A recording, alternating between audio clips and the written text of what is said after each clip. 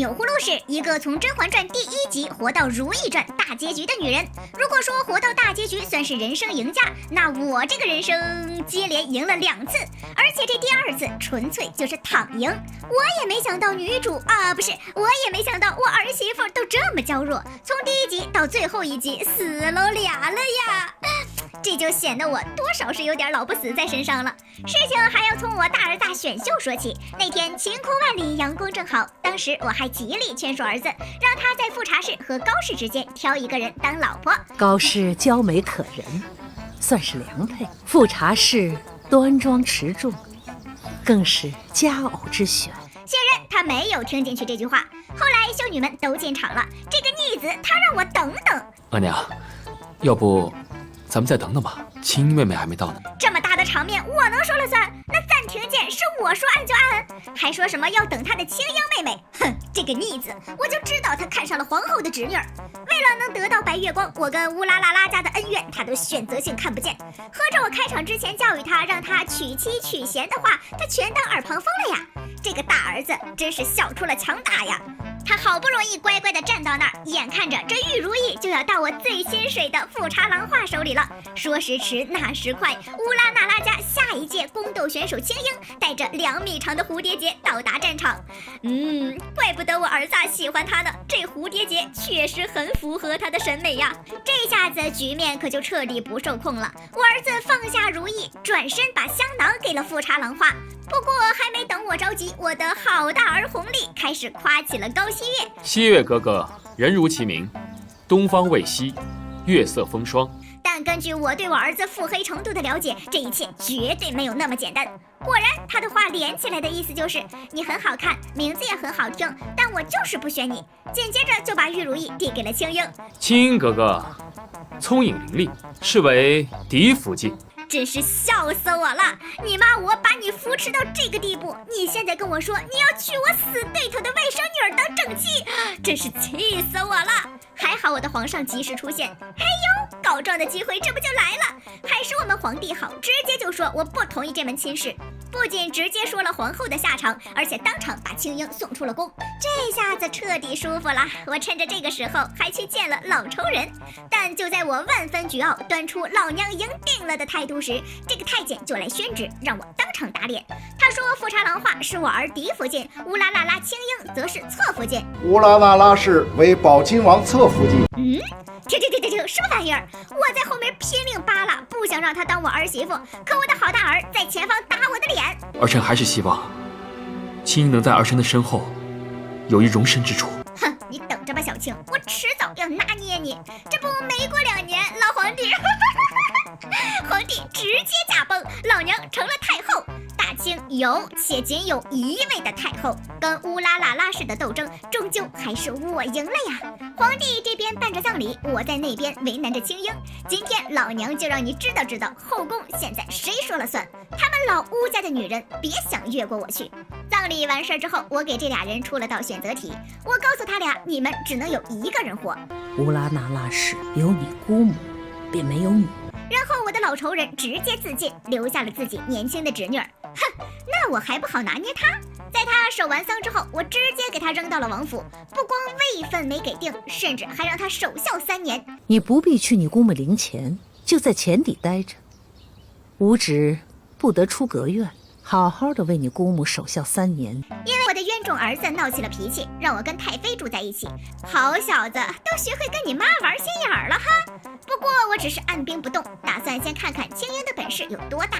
果然皇帝心头好不是盖的呀，3言2语就劝动了皇帝。看在他让我搬新家的份上，我勉为其难的给他起了个新名如意，也准许他不必再守孝。行吧，你收拾收拾，从前邸出来吧。所以想请太后亲赐新名如意。新的故事就从这个时候正式拉开了序幕。我一个想要掌管后宫的太后，这段时间我儿十分宠爱如意，总是陪她一起看戏。我呢，就像我当年的婆婆一样，劝儿子别老往那儿去，后宫那么多妃子，雨露均沾才是真正的道理。趁着我儿子听了我的话，老娘趁机给他安排了个乐伎。这个人学的乐器是我儿最爱，长相也很符合他的喜好。果不其然，他开始十分宠爱这个白蕊姬。我呢，也就装模作样的说了他几句。之后我就致力于搅浑后宫的水。这个白蕊姬在一边也是很给力呀，他挨了打之后，我让他用百花丹，虽然这个东西能毁容，但是这样最能引起男人的怜惜。皇后呢也如我所愿，因为这事儿被皇帝骂了一顿，这事儿这不就成了一半儿？另一半儿在过年的时候主动送到了我面前。哲妃留下的大哥说自己已经生了好几次病了。哎呦，这皇帝登基第1年就开始有人捧1踩1。散会之后，我留下皇帝和皇后，当着我儿子的面，我直接说出了狼化的缺点。虽然皇帝在我这儿一直替皇后说好话，但是我知道皇帝这个性子呀，必然会对皇后不悦。再加上今天景色这孩子扭扭捏捏，一点都不像个公主，皇上不说他几句是不可能的。年后高希月也不知道怎么了，忽然开始争夺大哥的抚养权，但是听说那孩子当着高希月以及狼化的面，直接选择了如意。不过现在这事儿我不关心，因为我的棋子白蕊姬她有孩子啦，哈哈！当下高兴的我，连狼化给太监和莲心当红娘都不太在意了。我在寿康宫日盼夜盼，天天给白蕊姬送补品呢，就盼着他这一胎是个皇子。But 这人直接生了个死胎，听说身形还有异。我还没彻底从悲痛中走出来，白蕊姬那儿又传来消息，说是她要自尽。为了保住她，我还化身知心大姐姐，给她灌输了一顿留得青山在，不怕没柴烧的思想。接下来我就一直等着她崛起。咦嘿呀，没想到她还没崛起，如意就遭人爆黑料了。我在现场坐了一会儿，看出了不对头，这个阿若明显就是叛主，而且这证据这么充足，一看就是有备而来啊！再给我一把瓜子儿就好了。除了被吓傻的如意以及我那个冤种儿子，这戏还勉强有点看头。这次后宫可热闹了呀，有人开始从事探案行业，有人从宫女爬上嫔妃之位，有人打架，有人暴毙，有人怀孕，有人哭泣，还有人从妃子变成庶人，带着自己的小包裹去了冷宫。这事儿呀，还是我建议的，因为我拦下了要送给如意的有毒糕点。再这样下去，如意危矣呀！反正人进了冷宫，皇帝再慢慢查呗。宫里最近忙忙碌碌，吵吵闹闹，而我在宫里一边吃着瓜，一边让主戏搜罗更多女人。因为白蕊姬不中用了，我总得签几个新人呀。在寻找期间呢，皇帝和狼化的孩子没了，我的好大孙哟，真是太可怜了。但孩子总会有的，宫里没几个人把这事儿往心里去。金玉妍这孩子一生，我儿又变得眉开眼笑。哎，男人就是狗啊！就在皇帝面对如意的冤情还一筹莫展的时候，我早就展开了练习生的训练。如弱柳扶风，花盆底要立得稳。其中这个土土的小刘海就先给了我儿子吧。太后说怕近来侍奉皇上的人少了，特意派了人过来。至于另外一个优秀的，我得找个合适的机会给这姑娘寻个 solo 舞台才行。